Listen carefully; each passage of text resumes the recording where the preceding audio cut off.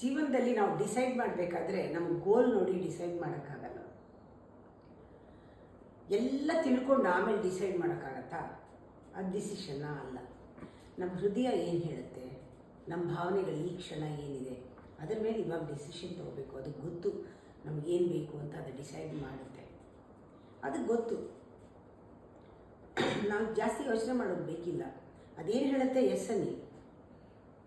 ಹೇಗೆ ಅಂದರೆ, ಮಕ್ಕಳು ಚಿಕ್ಕವರಿದ್ದಾಗ ಅವ್ರಿಗೆ ಬಿಟ್ಬಿಡಿ, ಅವ್ರಿಗೇನು ಮಜಾನೋ ಖುಷಿನೋ ಮಾಡ್ತಾರೆ. ಯಾವ ಮಕ್ಕಳಿಗಾದ್ರೂ ಸ್ಕೂಲ್ಗೆ ಹೋಗೋಕ್ಕೆ ಇಷ್ಟನಾ? ಇಲ್ಲ. ಬೆಳಗ್ಗೆ ಎದ್ದ ತಕ್ಷಣ ಹಲ್ಲು ತಿಕ್ಕೋದ್ರೆ ಇಷ್ಟ ಆಗುತ್ತಾ? ಇಷ್ಟ ಇಲ್ಲ. ಕೆಲವು ಕೆಲಸ ಎಲ್ಲ ಮಕ್ಕಳಿಗೆ ಮಾಡೋಕ್ಕೆ ಇಷ್ಟ ಇಲ್ಲ. ಟೈಮಿಗೆ ಸರಿಯಾಗಿ ಹೇಳೋದು, ಟೈಮ್ ಕೀಪಪ್ ಮಾಡೋದು, ಕೆಲವು ಡಿಸಿಪ್ಲಿನ್ಸ್ ಆಗಲ್ಲ. ಅದನ್ನು ಪೇರೆಂಟಿಂಗ್ ಅಂತಾರೆ. ಪೇರೆಂಟ್ಸ್ ಏನು ಮಾಡಬೇಕು, ಅವ್ರಿಗೆ ಬಿಟ್ಟರೆ ಅವ್ರು ಮಾಡಲ್ಲ. ಅದರಿಂದ ಅಂಥದ್ದೆಲ್ಲ ಲಿಸ್ಟ್ ಹಾಕ್ಕೊಂಡು ಸ್ಕೂಲಿಗೆ ಬಿಡೋದಾಗಲಿ, ಮಕ್ಕಳು ಕರೆಕ್ಟ್ ಟೈಮ್ಗೆ ಹೇಳೋದಾಗಲಿ, ಓದ್ಕೊಳ್ಳೋದಾಗಲಿ, ಹೋಮ್ವರ್ಕ್ ಮಾಡ್ಕೊಳ್ಳೋದಾಗಲಿ ಹೇಳಿ ಹೇಳಿ ಹೇಳಿ ಹೇಳಿ ಪೇರೆಂಟಿಂಗ್ ಮಾಡಬೇಕು. ಅವ್ರಿಗೆ 10-12 ವರ್ಷದವರೆಗೂ ಮಾಡಲಿ. ಯಾವ ಥರ ಮಾಡಿರಬೇಕು ಅಂದರೆ ಆ ಇನ್ನರ್ ಡಿಸಿಪ್ಲಿನ್ ಬಂದುಬಿಡಬೇಕು.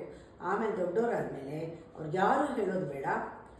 ಅವ್ರಿಗೆ ತನ್ನನ್ನು ತಾನು ಪೇರೆಂಟಿಂಗ್ ಮಾಡೋದು ಗೊತ್ತಾಗುತ್ತೆ. ಒಳಗಡೆಯಿಂದ ಬಂದಾಗ ಅವ್ರಿಗೆ ಸ್ವಭಾವ ಆಗಿಬಿಡುತ್ತೆ. ಅವರು ಡಿಸಿಷನ್ ತೊಗೊಳ್ಬೇಕಾಗಿಲ್ಲ ಯೋಚನೆ ಮಾಡಿ. ಅವ್ರಿಗೇನು ಮಾಡಬೇಕು ಒಳಗಡೆಯಿಂದ ಬರುತ್ತೆ, ಗೊತ್ತಾಗುತ್ತೆ, ಮಾಡ್ತಾರೆ.